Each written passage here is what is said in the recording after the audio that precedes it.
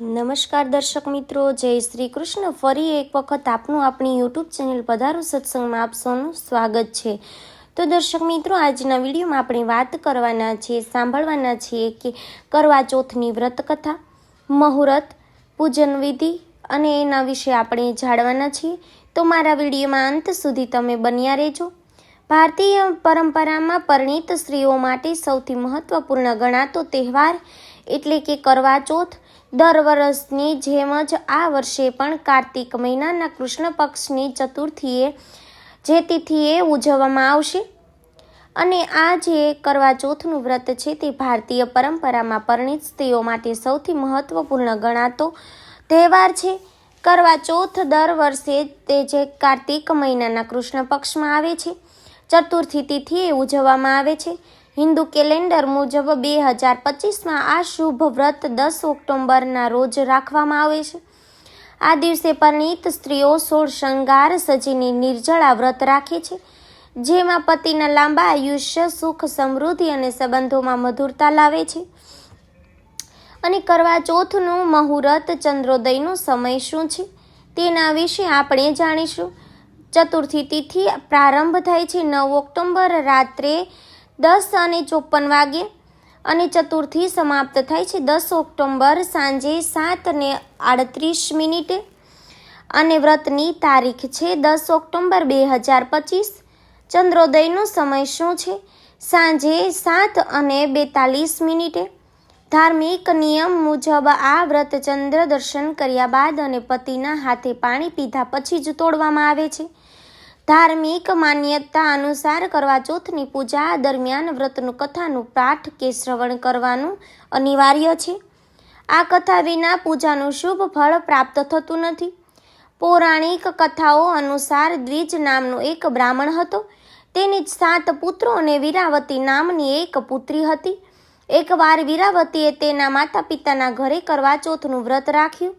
તેણીએ ઉપવાસ દરમિયાન ખોરાક અને પાણીનો ત્યાગ કર્યો, જેના કારણે તેણીએ ભારે તકલીફ પડી।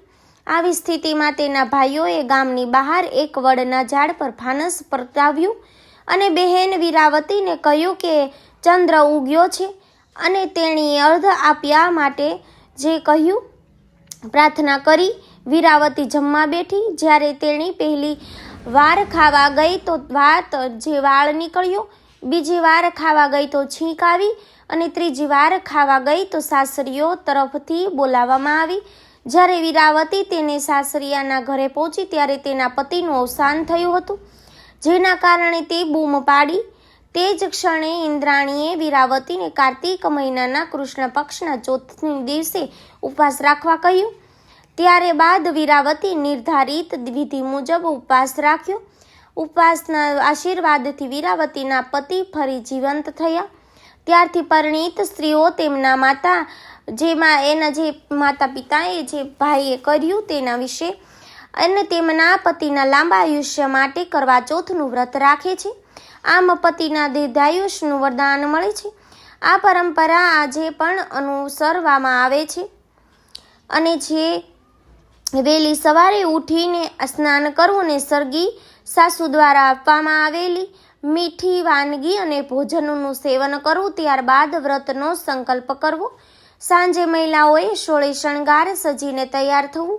એક ચોકી પર લાલ કપડું પાથરીને કરવા માતાનું ચિત્ર મૂકવું। પૂજા થાળીમાં કરવા અને જે માટીનો ઘડો હોય તેમાં દીવો, ધૂપ, રોલી, ચંદન, ચોખા, ફૂલો, મીઠાઈ, ફળો અને પાણી ભરેલો કળશ મૂકો। સૌ પ્રથમ ભગવાન ગણેશની પૂજા કરવી।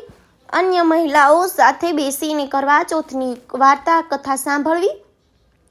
રાત્રે ચંદ્ર ઉગે ત્યારે ચાળગીની જે ચાયણી હોય તેમાંથી પહેલા દર્શન કરવા ચંદ્રદેવના અને ત્યારબાદ તેમાંથી પતિનો ચહેરો જોવો। ચંદ્રને પાણી અર્ધ્ય અર્પણ કરવું। છેલ્લે પતિના હાથનું પાણી પીને તે મીઠાઈ ખાઈને ઉપવાસ પારણા કરવું। અને વ્રત જે પૂજા દરમિયાન ભક્તોએ કોઈ પણ ખરાબ કાર્યોથી દૂર રહેવું અને મન શાંત રાખવું। અને પૂજાની સામગ્રીમાં શું જોઈએ?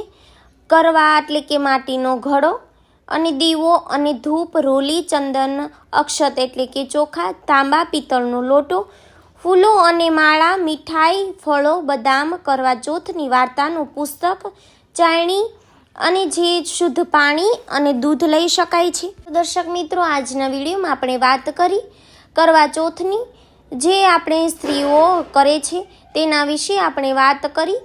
તો કઈ રીતે તેની પૂજન વિધિ કરવી અને તેની વ્રત કથા સાંભળી. મારા વિડીયોમાં અંત સુધી જોડાવા બદલ તમારો આપ સૌનો ખૂબ ખૂબ આભાર. ધન્યવાદ. ફરી મળીએ બીજા નવા વિડીયોમાં. ત્યાં સુધી આપ સૌને મારા જય શ્રી કૃષ્ણ. અને લાઈક કરવાનું ભૂલતા નહીં. જો તમને વિડીયો પસંદ આવે તો લાઈક કરજો, શેર કરજો અને આપ આ ચેનલ પહેલી વખત જોઈ રહ્યા છો તો સબસ્ક્રાઈબ કરવાનું ભૂલતા નહીં, કે જેથી કરીને આપ સૌને આવા અવનવા વિડીયોની માહિતી આપ સુધી તુરંત પહોંચી શકે. ધન્યવાદ.